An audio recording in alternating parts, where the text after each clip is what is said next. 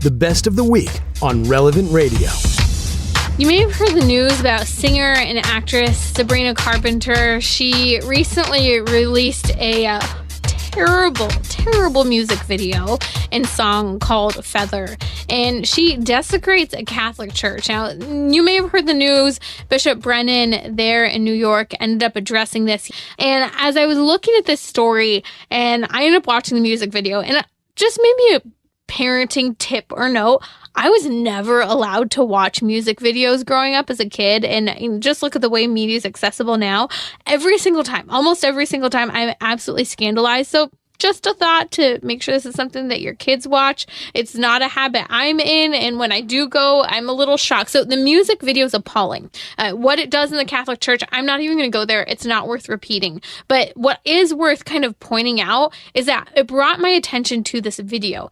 This girl, this singer and actress, Sabrina Carpenter, she is a childish, disrespectful, manipulative person. And this is very prevalent in the dating culture and among women today. And so I want to counter the virtues that I see in this video. She is someone who is very vengeful, seeking revenge, self-centered, and manipulative. And what's the opposite of that? I'll touch on in a second, but here's how the music video goes. Basically, she's attending a funeral of all the guys who fought over her, and over a guy who she flirted with, then kills for taking a picture of her in an elevator. Now, the music video is set in a scene of a funeral where she's, again, doing terrible things in the Catholic Church. And praise God, Bishop Brennan there in Brooklyn ended up going and celebrating Mass, re-blessing everything. But I think that what's interesting, I guess one good take is you can say people know where to actually go for a proper funeral, even though this wasn't a funeral, a music video. But this is the epitome of toxic feminism, toxic women. In the video, encourages and celebrates men to brutally fight over her while prancing around, and guys are literally duking it out over her as she takes selfies of herself. And then she engages in revenge killing when a guy does something he should absolutely not do by taking a photo of her without her consent from behind when she's in an elevator. And here's what I was thinking about with regard to art, but also Sabrina Carpenter and her awful music video Feather and the whole story behind it. Art is meant to bring out the true, the good, and the beautiful. And what's sad is that what's true in this story is that women are manipulative, self-centered, and they seek revenge. What's beautiful about it is that they use the Catholic Church and, unfortunately, God forgive us, desecrate it. And also, she's a beautiful woman as well. And she uses her beauty not for good, but for evil, to manipulate men. And it celebrates killing men and people killing each other over a woman. Now, not that that's anything new, but that's something that she's celebrating this music video.